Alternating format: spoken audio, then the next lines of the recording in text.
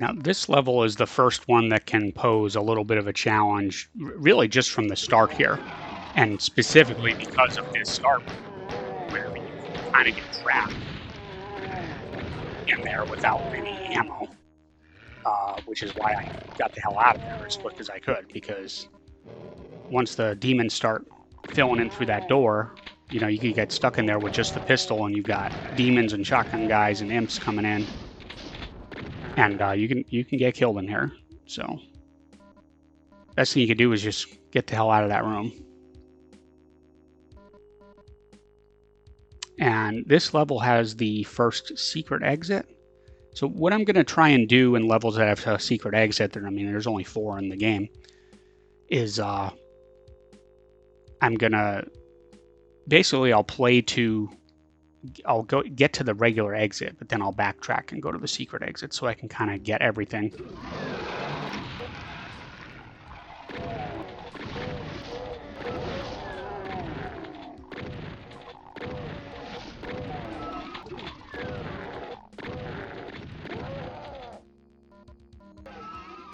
You see, that's dark down there. So, I mean, there are still parts of the game that are dark.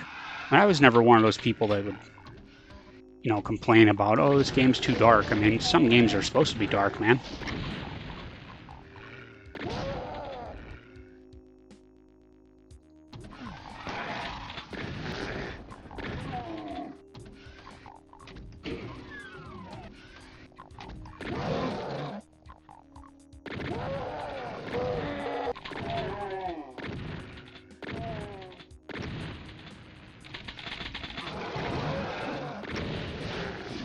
I just love using the barrels. I mean, if you're the kind of player that doesn't use the barrels, I mean, you know, good for you. You enjoy the game the way you want. But you're missing out, man.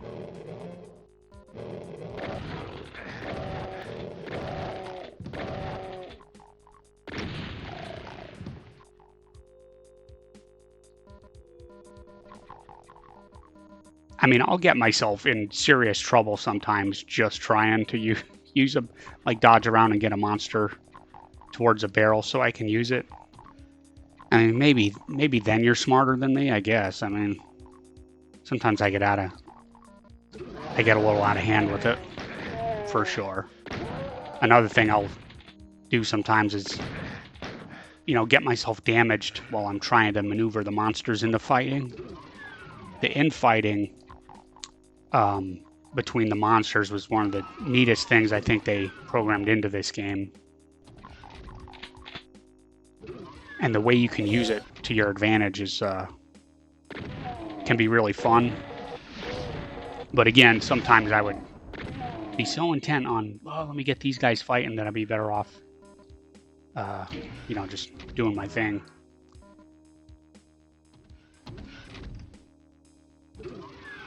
And actually, sometimes the infighting is quite necessary when you're trying to beat all the levels from the pistol start like this, because some of them, I mean, you just barely have enough ammo. So if you weren't really strict with your ammo, you can easily run out. And there are some levels where, you know, visiting one area before another can make the difference in whether or not you have enough ammo. So those are the kinds of little details that sometimes I might forget and could lead to me having to play certain levels over. Sometimes I'll just suck and get killed. So I'm not making excuses. But sometimes it really will just be because I went the wrong way.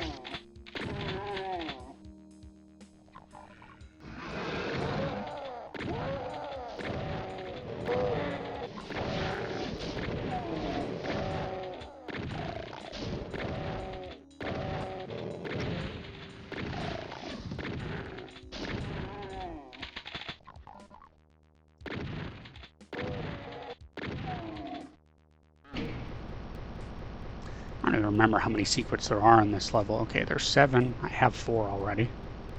I have an idea where 1 or 2 of them are off the top of my head.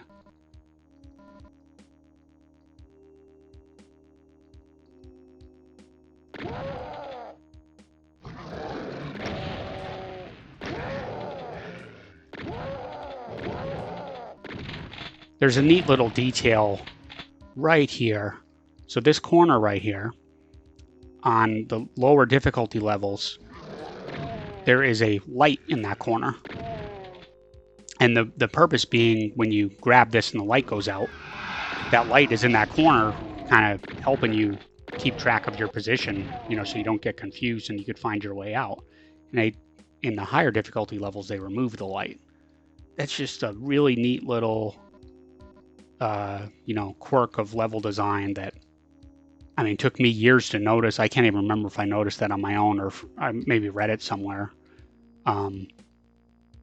But yeah, just super, I just thought that's cool. I mean, just brilliant little differences in the level between the lower and harder difficulties, besides the extra enemies and things like that that are more obvious.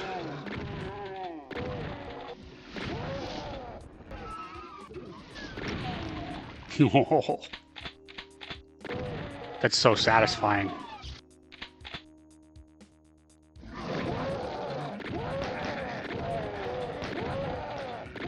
So you see how the zombies will infight. For the most part, the monsters of the same type do not infight. If a imp hits another imp with a fireball, he won't retaliate. But the zombies, if they hit each other, even the same type of zombie, will retaliate. I believe the spider demon, if you could ever get two of them in the same place, which there is a spot like that in, I think, Doom 2, they will also fight each other if they hit each other. But for the most part, monsters of the same type will not fight. With the pretty much anything that fires bullets is an exception. All right, so no monster in here. So now it's time to go back to the secret exit. And on the way back, there's this secret here. I didn't chainsaw anything yet. There will be times where I have to use that to save ammo, so there'll be plenty of use of the chainsaw going forward.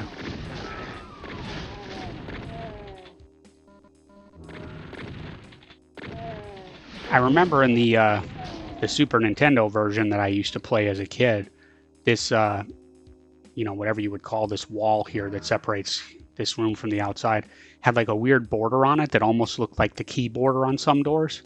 And so it made me think, like, was there another kind of key where you can get out of here and go on? Like, is there more level down there maybe? It was much darker too, so you couldn't really see out there too good. But years later, I found out that's not the case. You know, when you're a kid, you can't really figure that stuff out sometimes. At least I couldn't. Here's our secret exit.